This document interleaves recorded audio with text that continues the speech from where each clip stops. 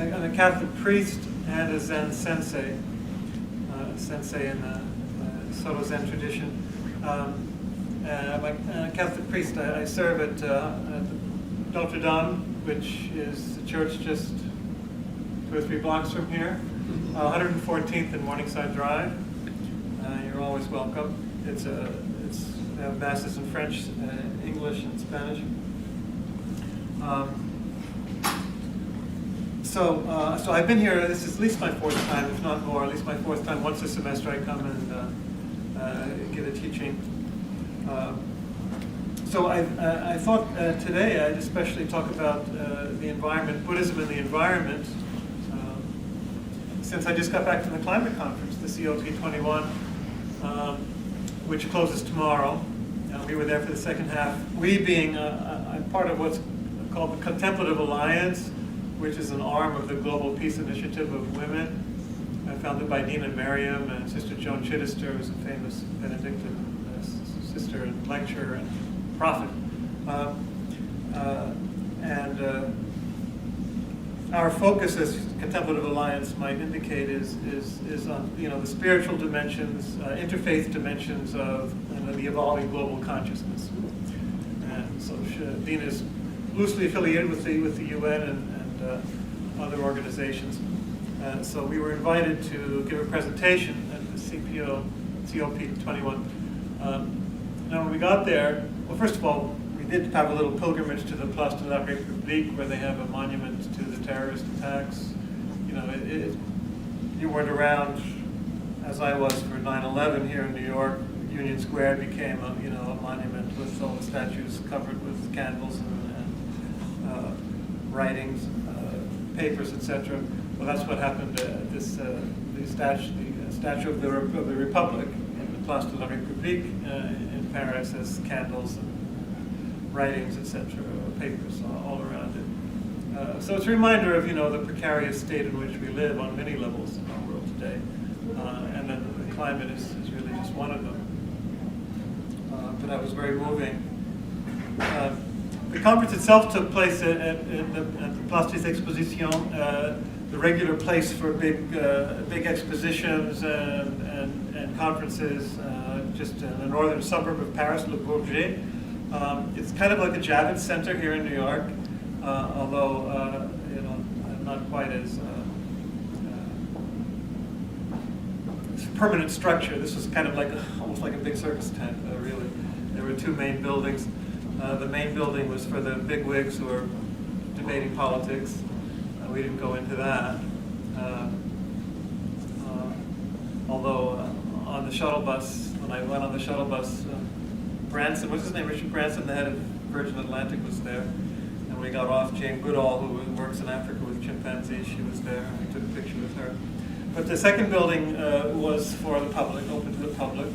And they had lots of expositions of government agencies and other types of agencies, activist environmental agencies, and 10 lecture rooms with lectures and panels all through the day. So a couple hundred of those. So we were surprised to find that we were the only, out of all the dozens, maybe even a couple hundred presentations that were given, we were the only one that dealt with the spiritual aspects of the climate crisis, which is odd. But they did give us one of the biggest hall for an hour and a half, and 200 people just about were there. We're a group, as I say, interfaith, Hindu, Buddhist, Tibetan Buddhist, Zen Buddhist from various countries. We have Native American there as well, and Christian, Catholic, and evangelical.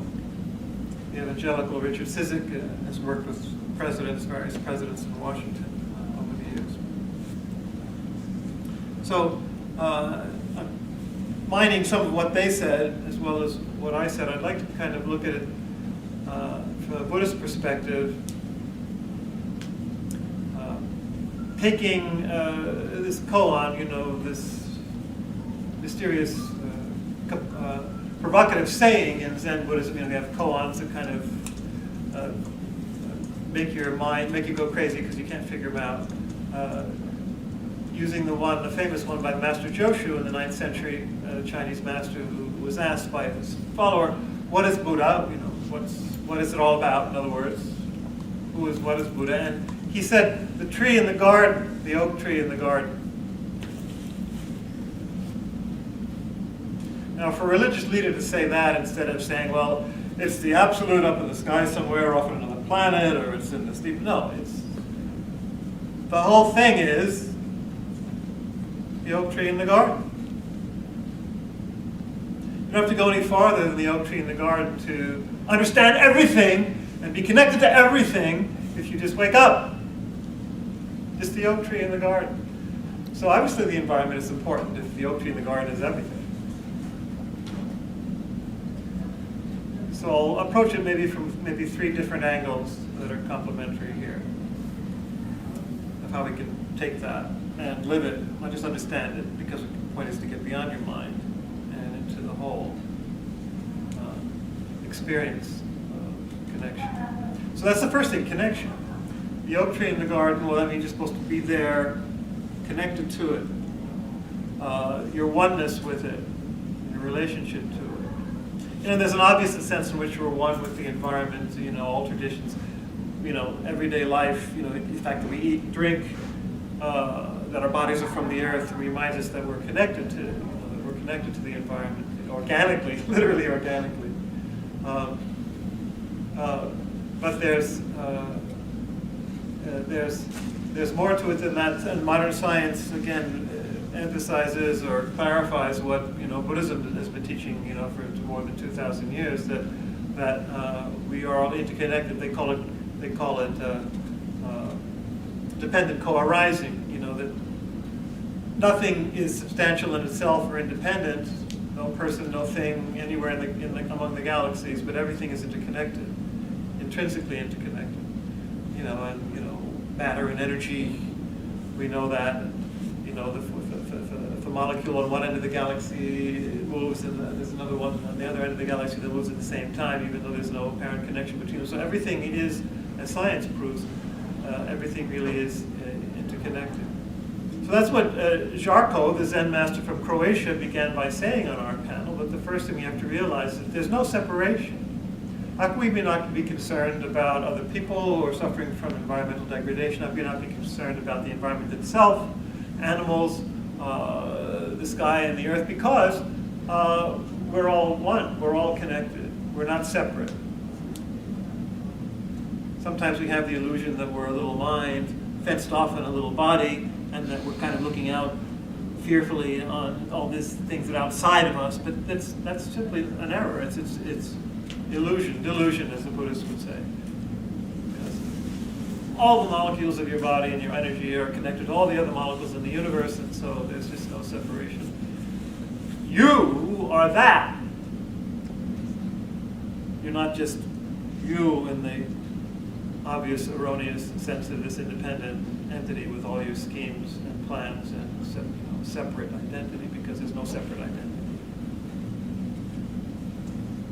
Buddhism is very good at reminding us of that.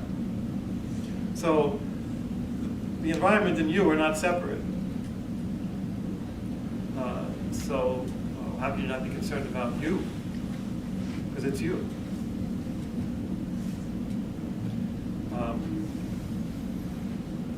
So we'll develop that a little more in a minute. So that's just this first connection, that first connectedness of the oak tree and you together. It's one reality.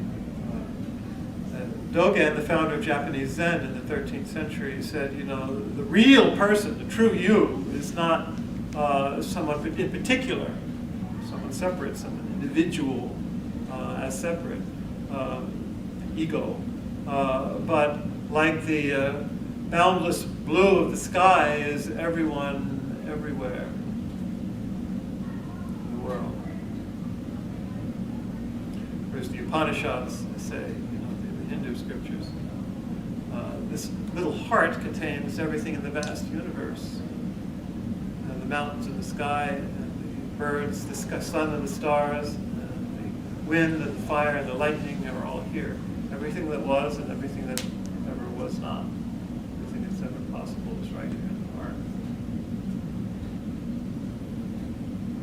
So,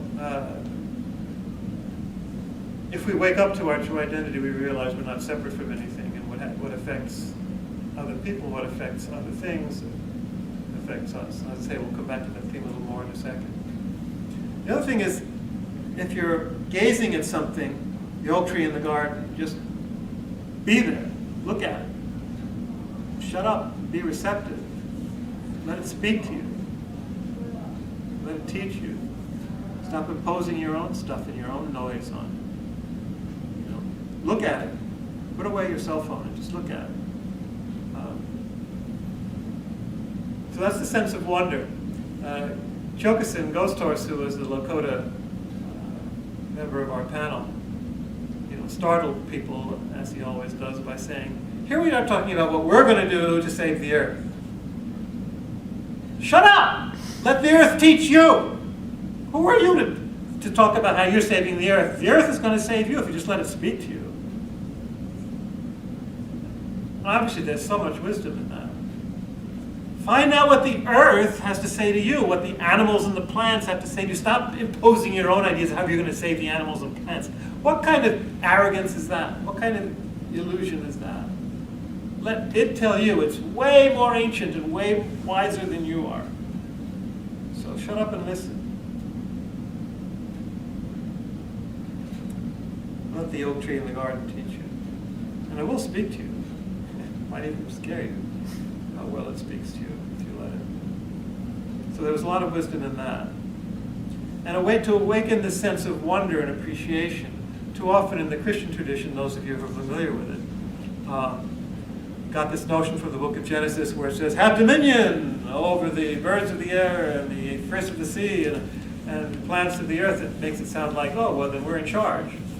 Yeah, well, from one aspect, we're kind of a pinnacle of creation. The universe becomes conscious in us, if you will, to use a more modern language. But in a deeper sense, we're all in it together. We're brothers and sisters. As St. Francis said, who was the inspiration for the Pope's recent encyclical on the environment. He always spoke about, brother sun and sister moon, and brother wind and sister water, and fire, and plants, and the wolves, and the fish. You are all brothers and sisters. So we're not over them, we're a family. So that sense also of wonder, and that it's greater than we are. So the Mother Earth is greater than we are. In the book of Job, there's a couple of chapters of meditation on the vast, quite a few chapters on meditation on the universe, 2 chapters on what we think is probably a hippopotamus and a crocodile. And you stop to think about that, wow, kind of surpasses anything we could ever come up with or control. And I think the movie's opening tomorrow in the heart of the sea, the story behind the Moby Dick, the true story behind the Moby Dick. Where this huge whale, breaks up a ship like toothpicks. Yeah, so who's in control? It's a vain illusion to think that we are.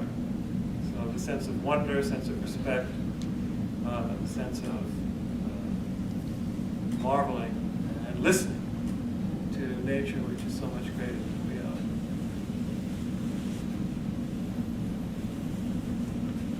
And then finally, developing this notion of the fact that we're all interconnected, that we're all organically connected. It can even be considered like one body.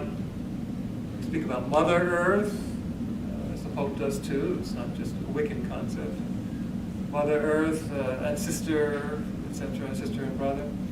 But it's actually our body. It was our body literally. We're made from it. But also in a broader, more religious sense. In Zen Buddhism, we speak about everything having Buddha nature. So in other words, when you wake up and you see the tree in the garden, or when you see who you really are, you see that both of you are Buddha it. Buddha nature. The absolute and the relative right together in one experience. So you connect to the deepest reality of things, which is your own reality when you wake up. It's the tree's reality, your reality, it's the reality, Buddha nature. Some of you may know that in the Mahayana tradition, they actually came to speak then of the various bodies of the Buddha, the historical Buddha, kind of like the historical Christ, was one apparent individual body, but that expanded upon waking up, kind of like the resurrected body of Christ, which is called the delight body, the Sambhogya body, Sambhogakaya, which is really embracing the whole universe. And then the absolute Dharmakaya, kind of like the word before it became incarnate in Christianity. So there's correspondences there. But there's the sense of the body, which is actually called the enjoyment body. All material creation, all reality being the Buddha's body. And in Christianity, we speak of the cosmic Christ the same way. Or rather, we don't speak of it, oddly enough. But it's right there all through the New Testament. The resurrected body of the cosmic Christ is the whole universe, filling the universe in all its parts. So very similar notion of there being one body of the Buddha, one body of Christ, which we are. Jesus speaks about the vine and the branches. St. Paul speaks about the body, the one body of Christ, the same idea. So not only are we one with the universe, or we marvel with the universe, or we have respect for the universe, or it's our brother or sister or our mother, but it's us, it's our body. The body of the Buddha, the body of Christ, which we are. We're the body of Christ. We're the body of the Buddha. The whole universe is the body of Christ, the body of the Buddha. So, to use a phrase from St. Paul, no one ever hates his own flesh. Why would you cut off your own hand? Why would you stab yourself in the gut? Why would you cut off your foot when you mistreat a river or extinguish a species or pollute the air? You're killing yourself. Your own body. Your own body. So whether you're talking about Buddhist insight or Christian insight, that's where we get to. The oak tree in the garden is you. Not just you in some spiritual sense, but your body. It's you. In every aspect of it. So it's a major reason we should respect. Because we don't hate our own flesh, do we? Why should we mistreat anything or anyone? Because it's us, and it's our own body. And one of the American Tibetan Buddhists, who's the former president of Columbia University in Boulder, Colorado, she spoke about these elements, the four elements that seem to cross traditions. You find it in the Kabbalah, you find it in Hermeticism, you find it in Tibetan Buddhism, but earth, air, fire, and water, and space also, fifth element. Space, earth, air, fire, and water, having a sacred quality and corresponding to different elements in ourselves and the universe. The same idea, but all being connected and all part of one body. So it's really marvelous stuff, and the more you sit, the more you meditate, hopefully the more you'll awaken to a consciousness of who you really are. What it really all is. It's the Buddha. It's Christ. It's you. So why would you not take extremely good care of that?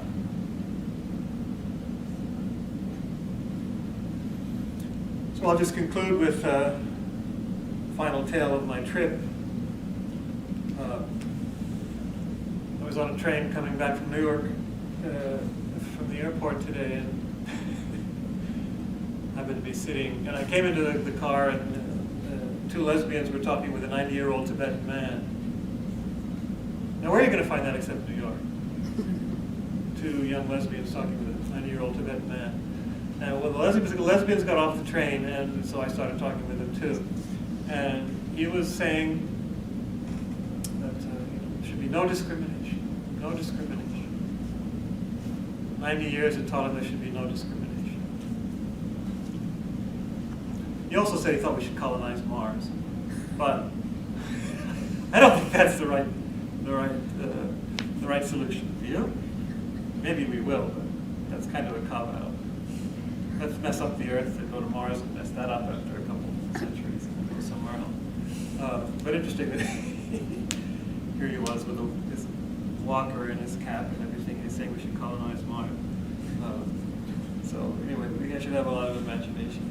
Let's apply our imagination to saving the Earth while we're at it, and not get into apocalyptic visions where we cause the worst catastrophe. And who knows how it's going to work out? People kill themselves by smoking, so they're going to kill the Earth by polluting it. So you have to wake up, which I hope we all do, and it's up to you guys, the next younger generations. Clean up our mess, or not to make a further one. So, thank you. Any questions or comments or your own reflections about any of this?